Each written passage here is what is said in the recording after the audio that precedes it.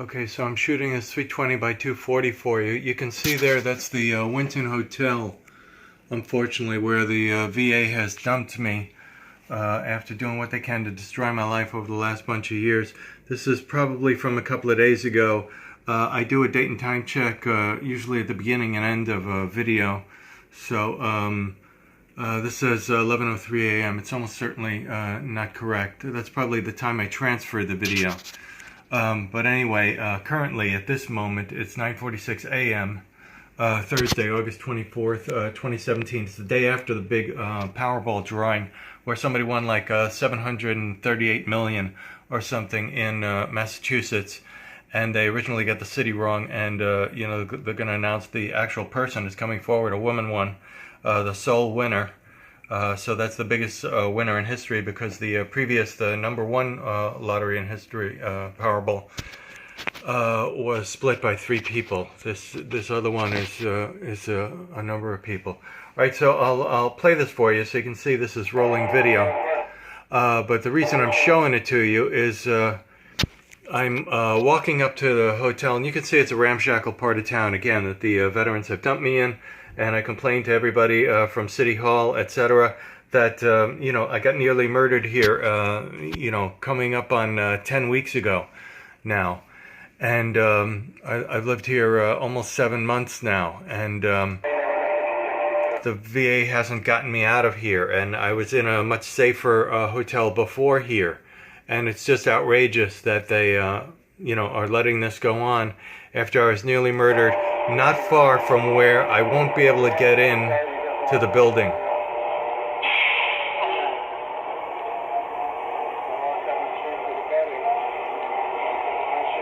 Right here at the building.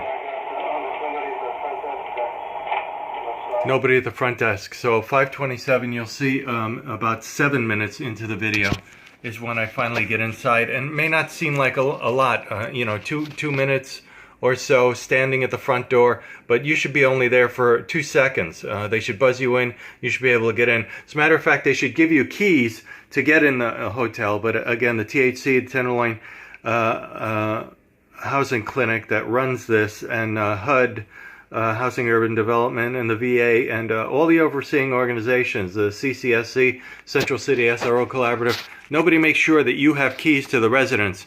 And before you move in, they say, oh, we'll always have 2 people at the front desk. That's a total lie.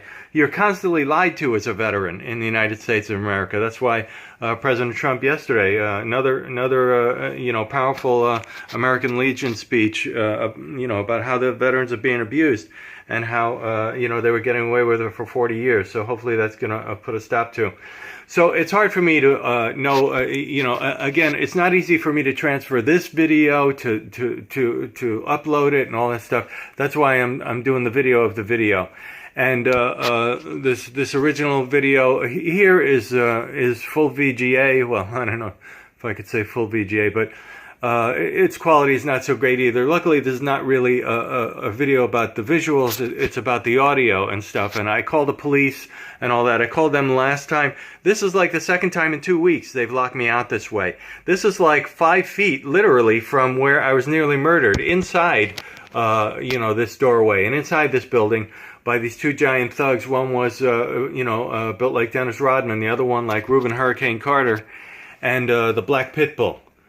And that was, you know, coming up on 10 weeks ago. Nobody's lifted a finger, not the DA, not the police, not the, you know, you know, I don't remember if I put this on the FBI's website.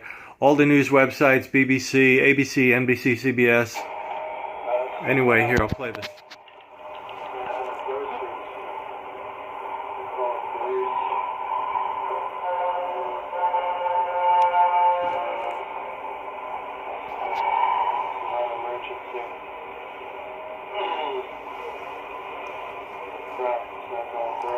And I'm not panicking, but this guy could come up behind me, stick a knife in me, and walk away. Either of the 2 thugs who attacked me, or any of their thug friends who live in the same neighborhood, maybe the same building. I have no idea who these people are still. They're obstructing justice. The police hasn't gotten the information. They haven't prosecuted these people or put them in jail. They're a danger to everybody.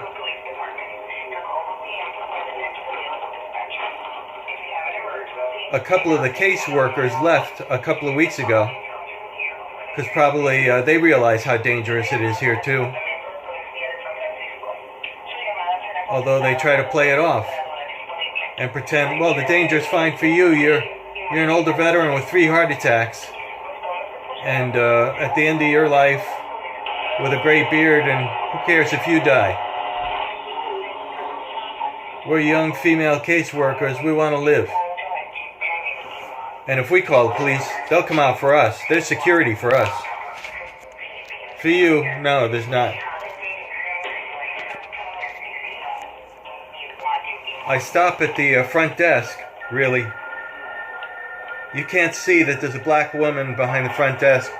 Almost all the workers are black women behind the front desk, but 100% black force behind the front desk. You could see the video now is at 7:10. So it's not quite 2 minutes, I think, that I was standing at the front door there. I think it was much longer and much later. It was like 9:45 p.m. The previous time. I haven't uploaded that video, but I'll try to get that one for you.